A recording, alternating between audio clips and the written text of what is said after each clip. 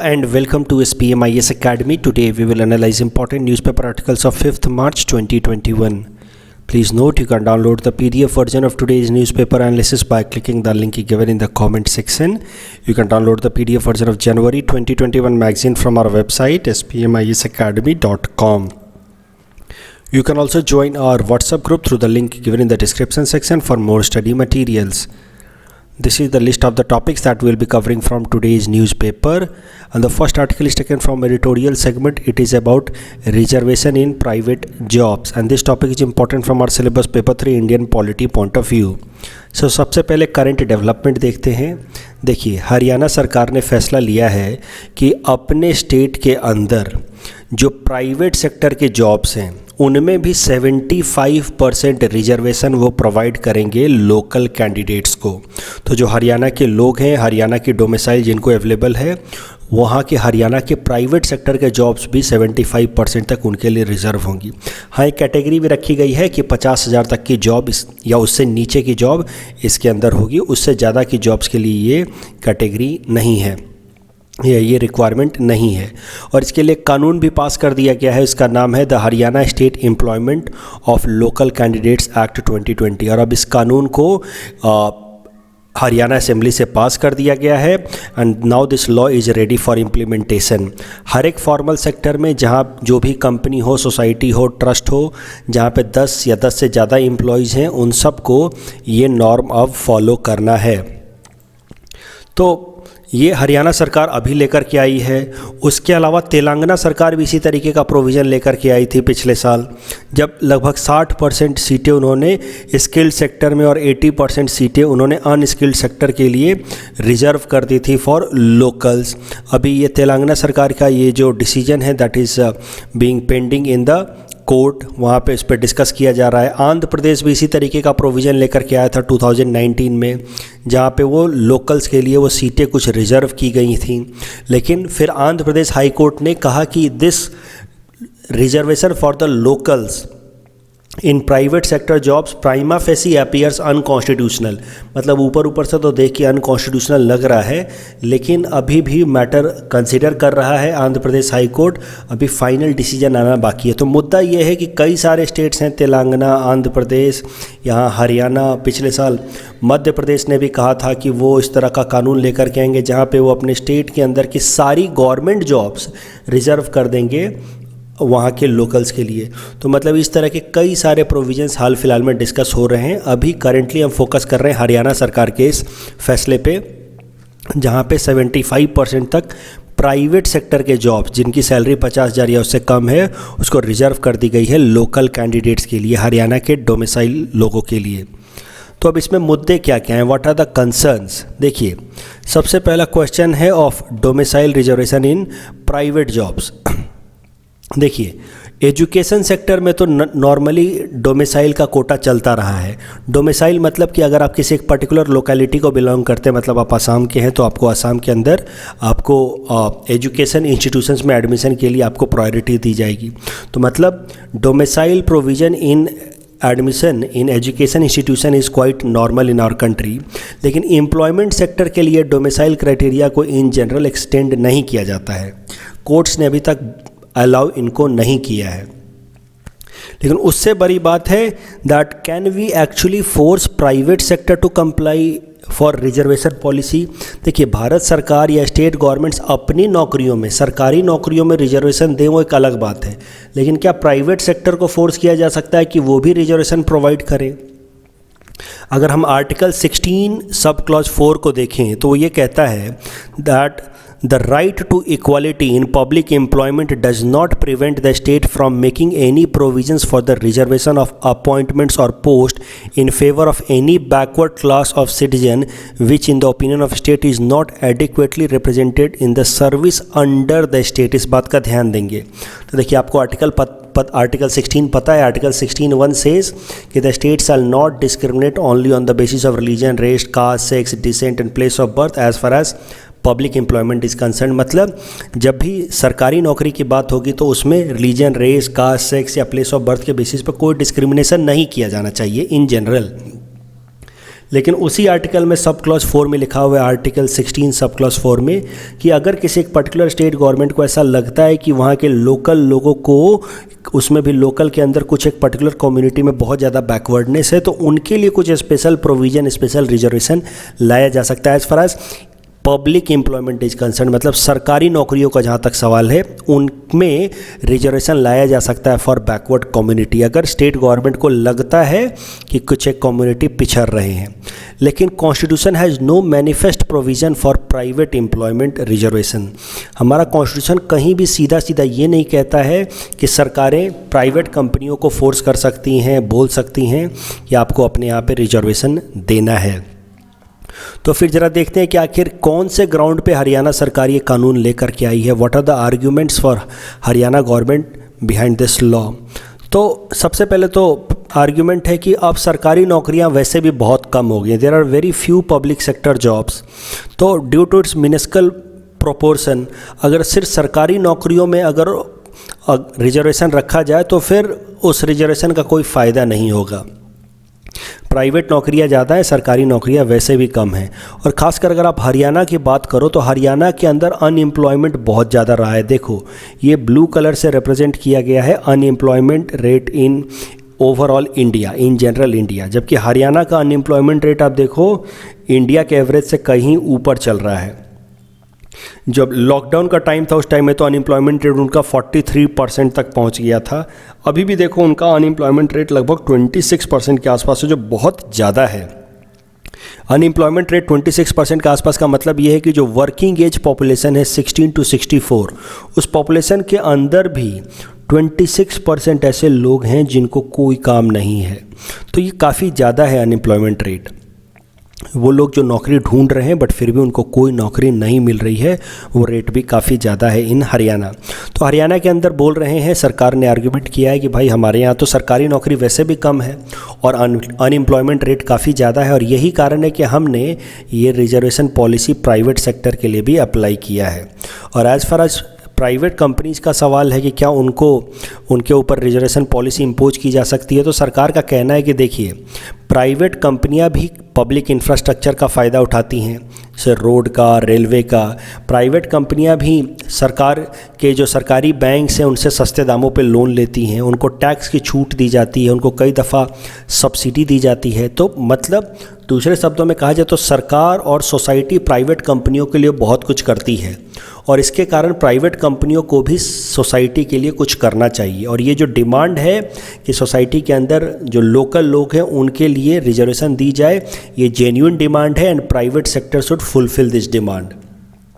साथ ही साथ ये भी एग्जाम्पल दिया गया, हरियाणा सरकार ने दिया है कि देखिए राइट टू एजुकेशन एक्ट में फिर 2009 में जो कानून लाया गया था इस राइट टू एजुकेशन को इम्प्लीमेंट करने के लिए, उस कानून में 25% सीटें हर एक प्राइवेट स्कूल्स में इकोनॉमिक वीकर सेक्शन के स्टूडेंट्स के लिए फिक्स कर दिया गया, रिजर्व कर दिया गया।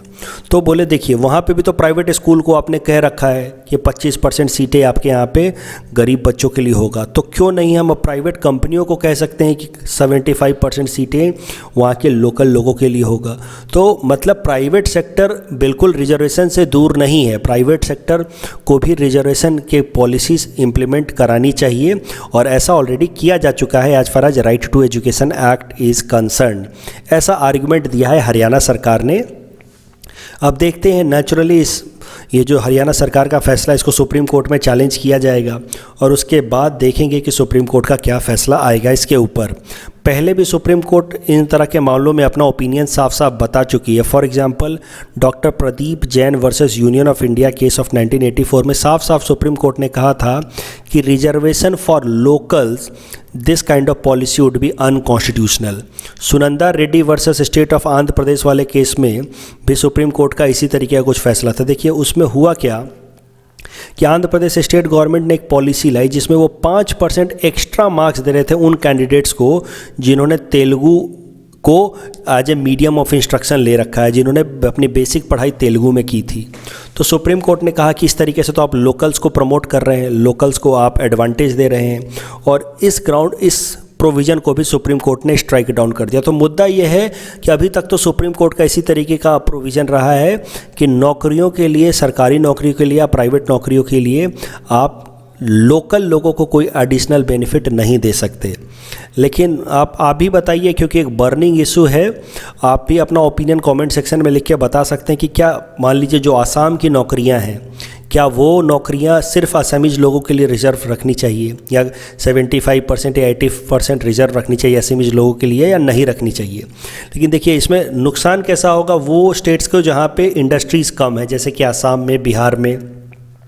अगर हर एक स्टेट इस तरीके का कानून लेकर के आने लगे कि लोकल्स को ज़्यादा नौकरी मिलेगी, तो फिर जिन स्टेट्स में इंडस्ट्रीज़ नहीं है वहाँ पे तो वैसे भी नौकरियाँ नहीं हैं, और असम, बिहार, उड़ीसा जैसे के लोग जो बाहर जाकर के नौकरी करते थे उनको तकलीफ़ होगी।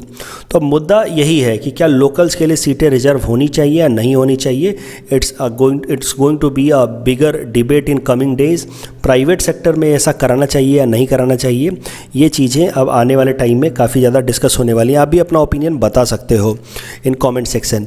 You can also attempt this question based on this topic that was asked in UPSC Prelims 2018. You can submit the answer in the comment section. The next article is taken from international segment. It is about World Wildlife Day, and this topic is important from our syllabus paper 3 international agencies point of view. So देखिए हाल फिलहाल में 3 मार्च को, यानी कि the day before yesterday, पूरे दुनिया भर में वर्ल्ड वाइल्ड लाइफ डे मनाया गया। हमारे देश के प्रधानमंत्री ने भी उन लोगों को सैल्यूट किया जो वाइल्ड लाइफ प्रोटेक्शन की एक्टिविटीज़ में इंगेज्ड रहे हैं।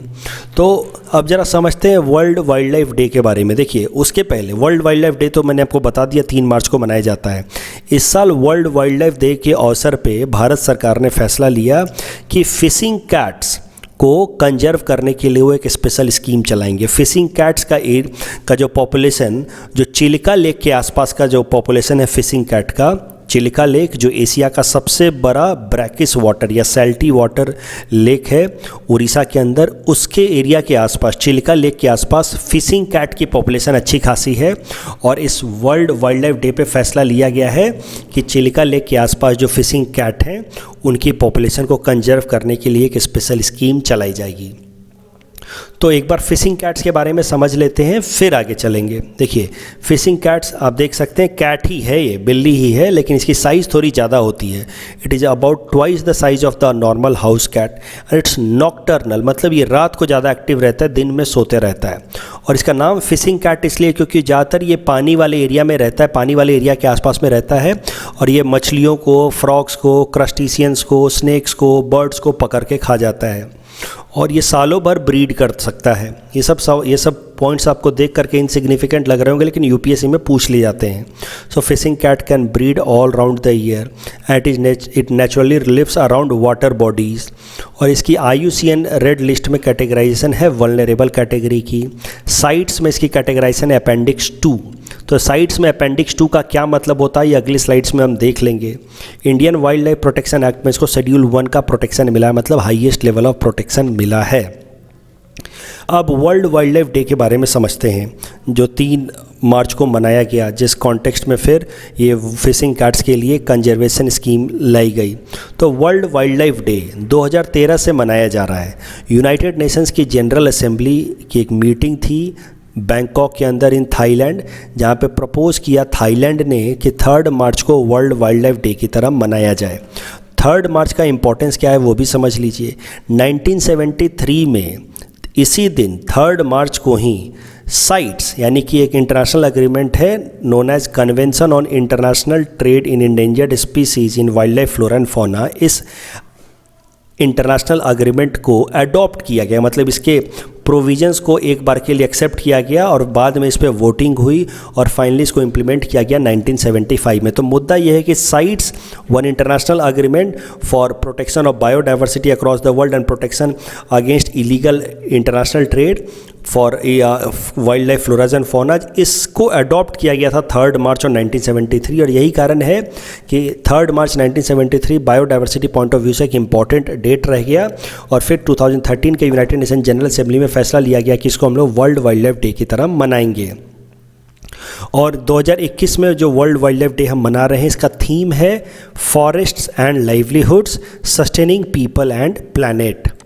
अब जरा साइट्स के बारे में देख लेते हैं। जिस साइट्स को जब अडॉप्ट किया गया था तो वर्ल्ड वाइल्ड लाइफ डे उसी अडॉप्शन डे के बेसिस पे मनाया जाता है 3 मार्च। तो साइट्स के बारे में भी देख लेते हैं। Convention on international trade in endangered species, as I said it is an international agreement to regulate trade in endangered species. It is very important क्योंकि यूपीएससी ऑलरेडी इस पर सवाल पूछ चुकी है।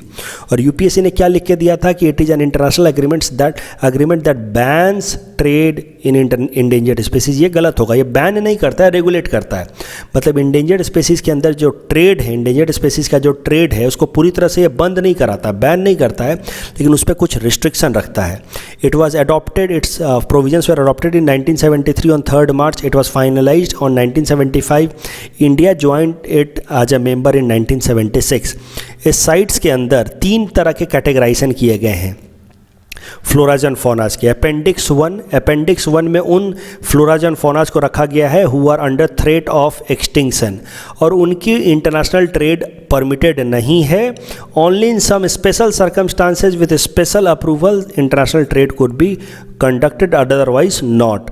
अपेंडिक्स 2 में वो फ्लोराज एंड फौनाज रखे गए हैं who are not threatened with extension but are on the verge of extension, and trade is permitted in these floras and faunas but only in a restricted regulated manner. और अब समझिए, ये जो wild cat है ये sites के appendix 2 में mentioned है, मतलब इसकी इंटरनेशनल ट्रेड परमिटेड है but only in A regulated manner. Appendix 3 में वो जानवर हैं जिनके ऊपर कोई स्पेशल थ्रेट तो नहीं है, एक्सटेंशन का थ्रेट तो नहीं है, लेकिन इनको इनकी ट्रेड में फिर भी रेगुलेशन रखा जाता है, रिस्ट्रिक्शन रखा जाता है on request of a particular country. For example cow के ट्रेड पे रिस्ट्रिक्शन है, सर्टेन रेगुलेशंस हैं because of request sent by India to CITES. इस टॉपिक के बेसिस पे हमने आपको ये प्रैक्टिस क्वेश्चन दे रखा है। You can attempt this question और you can submit the answer in the comment section. The next article is taken from national segment. It is about ease of living index 2020 and this topic is important from our syllabus paper 3 governance point of view. So सबसे पहले समझते हैं ease of living index है क्या। देखिए, ये एक तरीके की पैरामीटर्स हैं जो फैसला करती हैं, जिसके बेसिस पे हम फैसला करते हैं कि कौन सा शहर रहने के लिए अच्छा है या नहीं है। तो कई सारे पैरामीटर्स लिए जाते हैं, एजुकेशन लिया जाता है, हेल्थ लिया जाता है, housing facility, shelter facility, mobility मतलब public transport, safety, security, recreational level मतलब कितने पार्क्स वगैरह हैं। इन सब चीज़ों के बेसिस पे एक पर्टिकुलर सिटी की लिवेबिलिटी इंडेक्स देखी जाती है कि वो शहर रहने के लिए कितना अच्छा है।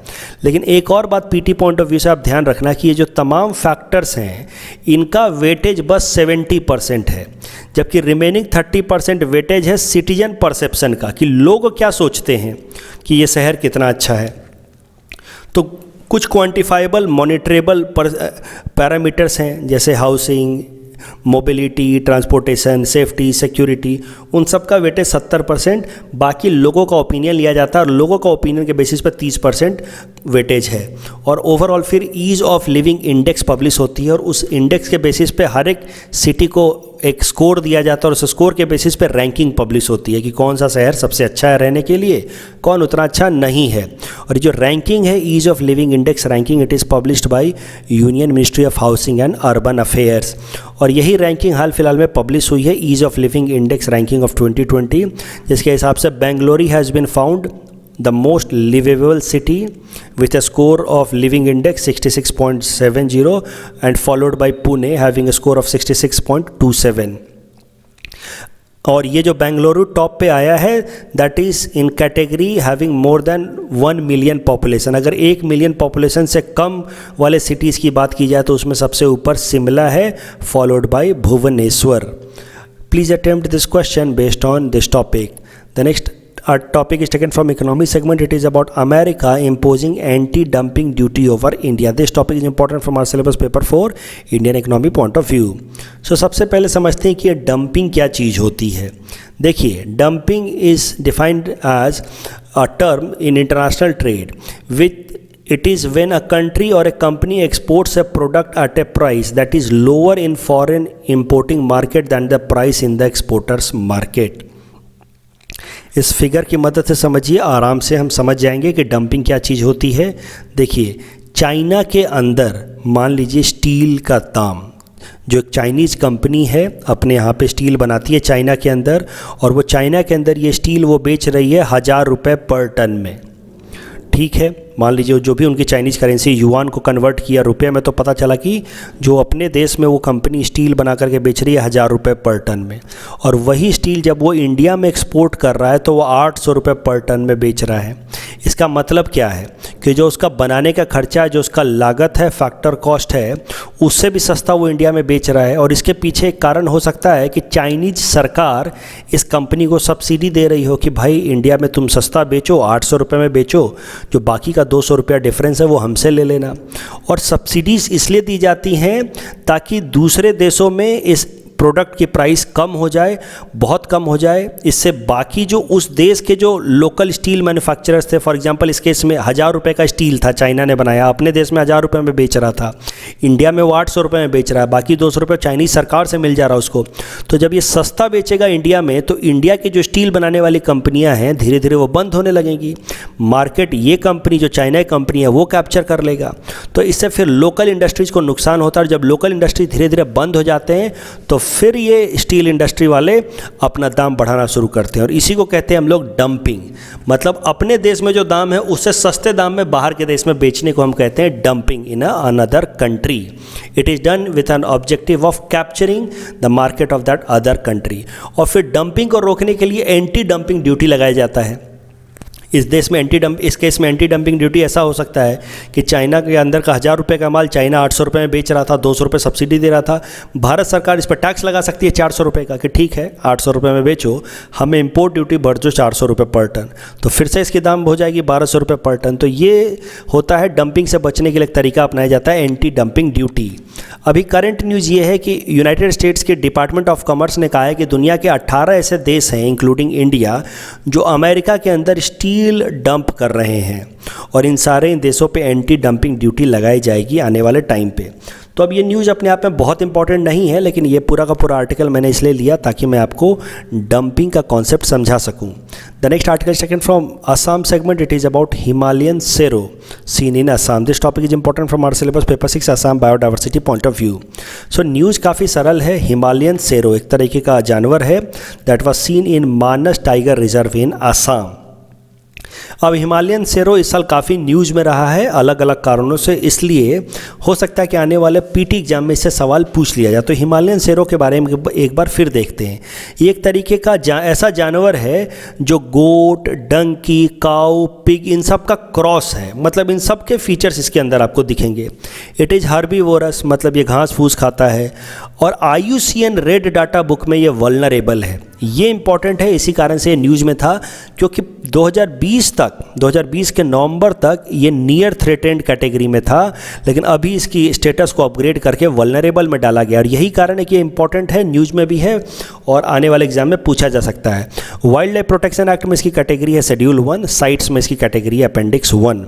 जो हिमालयन सेरो है नॉर्मली ये पाया जाता है 2000 मीटर से 4000 मीटर के हाइट पे, ऑल्टीट्यूड पे, मतलब थोड़े से हाइट पे पाया जाता है, ठंडे जगहों पे।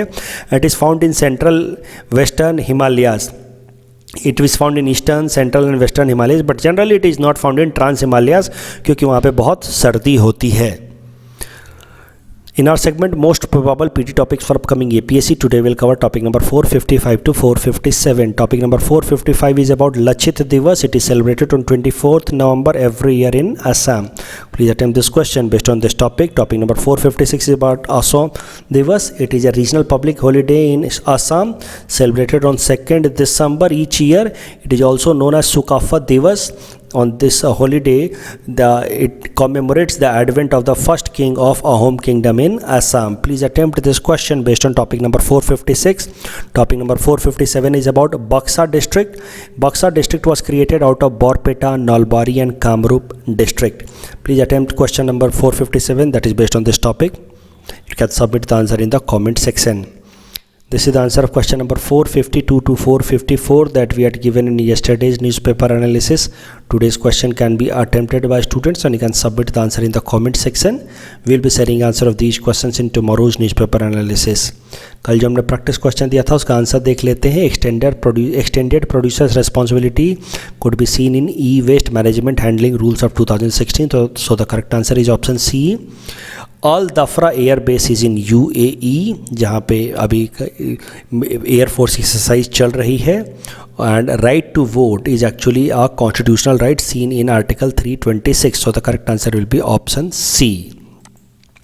That's all from our side for today. Thanks for watching.